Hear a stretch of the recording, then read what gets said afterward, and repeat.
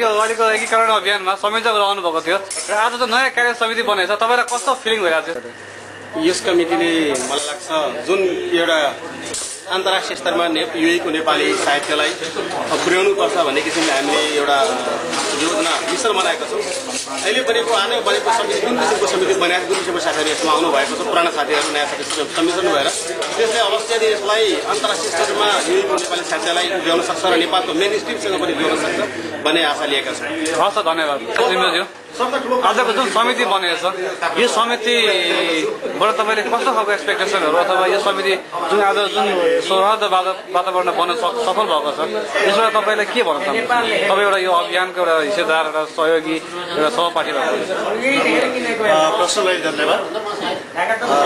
आजको जुन समिति बनेको छ यो समिति कार्य समिति चाहिँ हामीले एकीकरण अभियानमा जसरी हामी लागेका थियौँ त्यसले बल्ल सार्थकता पायो। त्यस्तो राम्रो समिति बनेको छ र धेरै काम गर्छ भन्ने आशा गर्छु। अहिले जुन कार्य समिति बन्यो त्यो कार्य समितिबाट म धेरै आशावादी छु।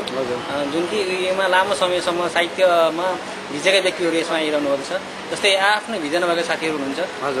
त्यस कारणले पनि नेपाली साहित्य, प्रवासी नेपाली साहित्यमा युएले एक वर्षको अन्तरालमा राम्रो फड्को चाहिँ मार्ने मैले सोचिरहेको छु। आजको यो एकीकरण अभियानमा र तपाईँ सदस्य भएर भूमिका निर्वाह गर्नुभएको थियो होइन, र आज एउटा नयाँ समिति बनेको छ र यो समितिको बारे तपाईँले कस्तो एउटा हुन्छ बनेको एउटा फिलिङ हुन्छ यस्तो समिति बन्यो भने हुन्छ, अथवा तपाईँ त्यसको एउटा हिस्सेदार भएकोले तपाईँले यस समितिबाट के कस्तो खालको आशा राख्नुहुन्छ? जुन समिति बनेको छ त्यो एउटा युएको साहित्यमा मुटु बराबरको समिति बनेको छ।